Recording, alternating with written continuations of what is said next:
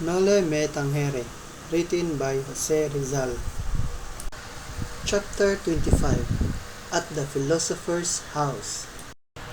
The next day, Ibarra pays a visit to old Tasio and finds him writing in hieroglyphs, which the old man says he does so that nobody will understand his ideas. This is because he is not writing for his contemporaries. The generation that can decipher these characters will be an educated generation, he says. Tasio tells Ibarra that he heard about his encounter with Elias the boatman from the muse of the civil guard, his term for the ensign's wife, Doña Consolacion, whom Ibarra neglected to invite to his party. Insulted, Doña Consolacion heard about the incident with the crocodile, guessed that the boatman was the same person who threw her husband into the mud, and dispatched the civil guard to invade Ibarra's party as a way of spiting him for not inviting her.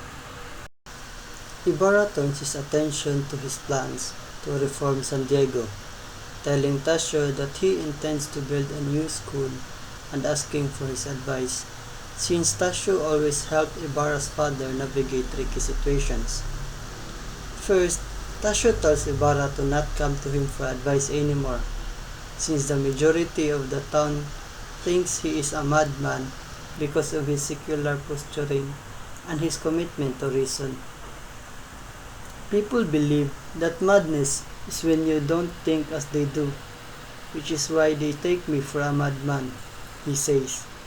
And I'm grateful for that, because, well, the day on which they restore my reason is the day that deprive me of the small bit of freedom I've purchased at the price of a reputation as a sane person.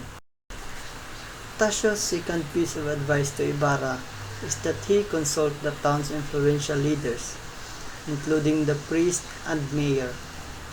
Tasio acknowledges that these people will offer bad advice. Nonetheless, it's important for Ibarra to act like he'll heed their suggestions.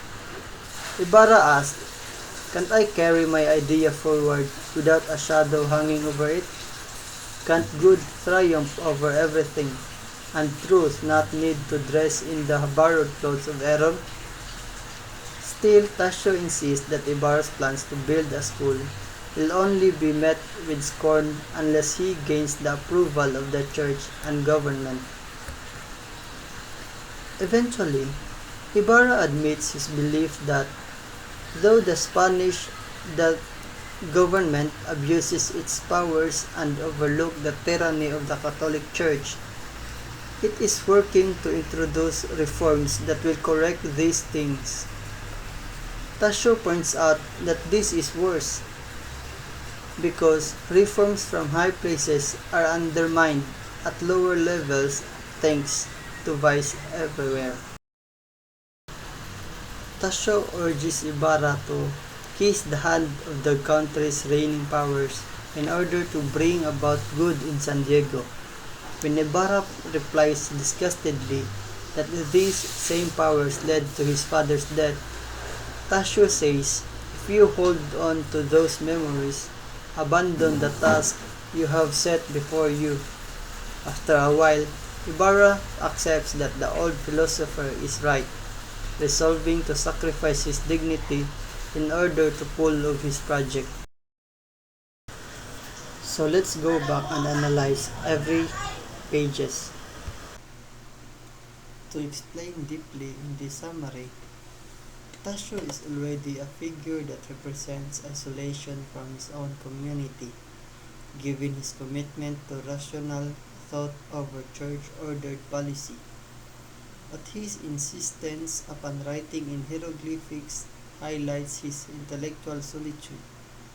In this moment, Rizal uses Tasio to illustrate that Filipino society is ignorant while also showing the downside of embracing isolation, which leads to an irrational acceptance of obscurity. What thus this chapter means is that Doña Consolacion's manipulation of the civil guard to serve her own grievances brings to mind once again the many ways in which characters abuse power in Noli Tangere. In fact, with the exception of Ibarra's project to build a school, it's quite rare in the novel for a character to use an institution properly to benefit the community. Rather, people like Doña Consolacion assert their authority over others by wielding whatever form of power is at their disposal. In this moment, Tasho insists that the idea of madness is predicated upon differing viewpoints. This means that powerful figures will claim their opponents are insane in order to discredit opposing ideas. The fact that Tasho is grateful for this because being a madman gives him freedom reinforces the idea that the old man welcomes his own social and intellectual isolation.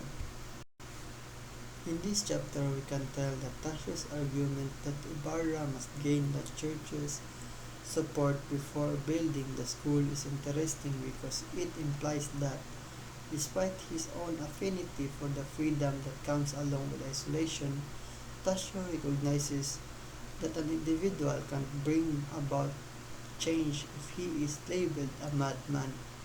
As such, Ibarra must avoid social and political isolation by consulting with the priests and member of the local government, even if he believes this is unnecessary because the larger Spanish government will support his efforts.